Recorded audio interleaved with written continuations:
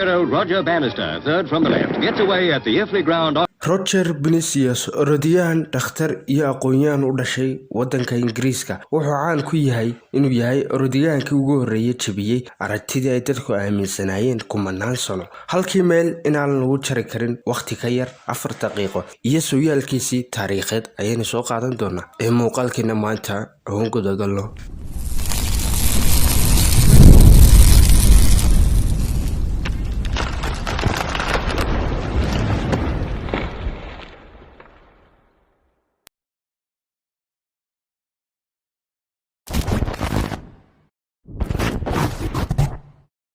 السلام عليكم. روجر فينيسيوس sanadkii 1929 ayuu dhashay.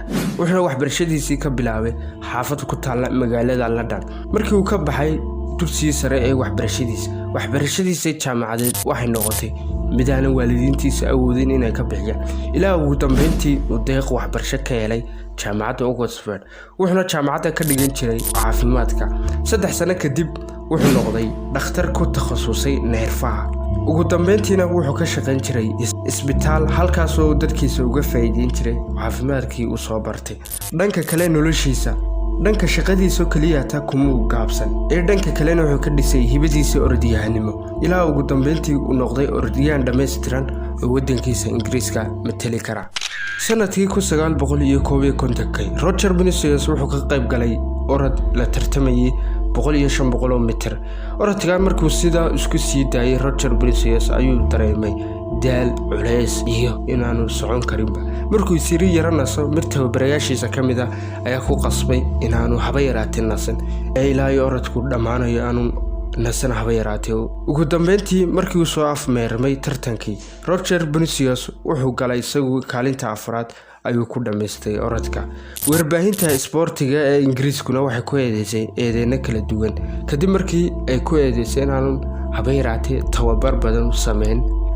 Dhanka kale noloshiisa lamaaneed 1954 wuxuu xiriir la sameeyay Jepson oo ahayd gabadh u dhalatay waddanka Sweden. sanad kadibna isla iyadoo ayuu guursadayba, waxaana u dhashay 4 caruur ah.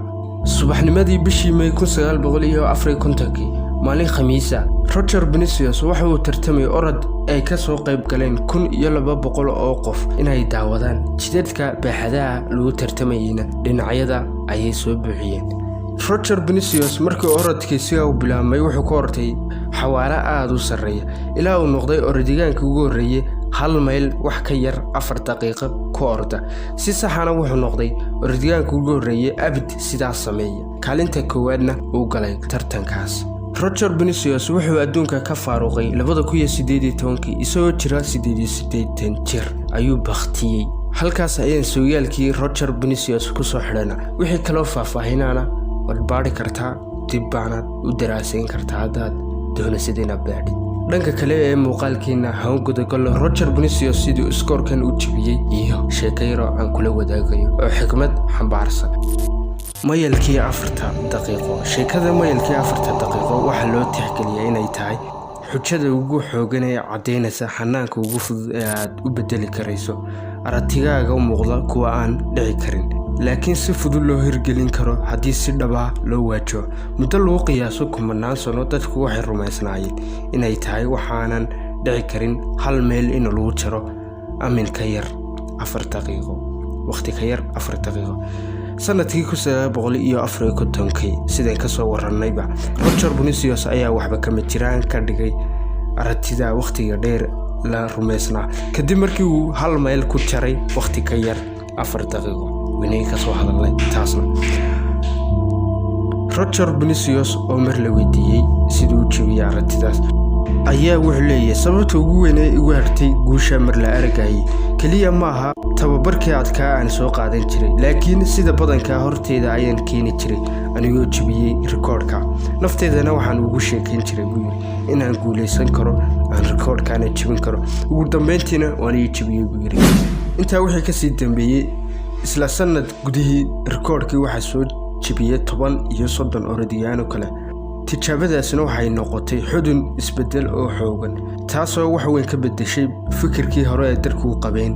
dhammaan guuleystayaasha guuleystay ma aanay haysan awood abuureed oo mucjiso ah, laakiin kaliya waxay laakiin kaliya ta waxay bedelay fikirkii hore ay u qabeen dadku inaana hal meel lagu jari karin 4 daqiiqo markaasayna u fiirsadeen inay waxaan wax suurtagal ah ay noqon karto kadibna ku waajibiyay Roger Vinicius ayaa horseeday kadibna 30 orodiyaan oo kale ayaa iyaduna soo jabiyay waxayna noqotay isbedel mug weyn oo la jabin karo haddaba adiga maxaa ka haysta inaad bedesho fikradaada ku aadan inaad wax qabatid inaad dalkaaga wax ku soo kordhid inaad dalkaaga Soomaaliyeed oo ku baahan oo kaalin muhiim ah ugu jirtid inaad wax ku soo kordhaysid inaad nolosha adduunyo hore loo yiri waarmay sida warakaade inaad nolosha wax ku soo kordhaysid ya dadkaagaba maxaa ku diidan isweydii taas inaad isweydiiso waa kii yiri Napoleon Bolanti oo wada garanaysa Faransiiska madaxweyne Faransiiska wuxuu yiri wax kasta oo qorraxda hoosteeda ah cirkiga dhulka dhexdiisa waxaana suurtagal ahayn ma jirto wax bilaadan qaban karo bilaadanku wuxuu qaban karaa inuu wax soo kordhiyo inuu dadkiisa wax taro balse bilaadanku qaban karin maayo inuu qof dhintay u soo nooleeyo taas awoodiisa ma laakiin bilaadanku waxaan bilaadanka awood bilaadantinimo ku xidhan oo qaban kara inuu dadkiisa wax taro inuu dadkiisa wax ku soo kordhiyo inuu dadkiisa cadaalad ugu shaqeeyo oo qaban kara haddaba muuqaalkii intaas ku yeediyay haddaad ilaa halkan soo gaadhay muuqaalka waxa tahay qof samir badan runtii waxa jira dhalinyarada dambe inaan muuqaalada yara dhaadheer aan ku samrin markiiba ka noqdaan adoo hadda halkan soo gaadhay waad ku mahadsan tahay hadda channelka ku cusub tahay waxaan ku leeyahay subscribe saarasa haddii hore noola joogtayna like bar muuqaalka saarasa like waxa ka saaxiidaysana hor socod muuqaalku yeelanaya inta muuqaalka xiga ay soo imanna dhamaantii asxaabta channelka ku xidhan waxaan iga tagayaa والسلام عليكم ورحمة الله وبركاته.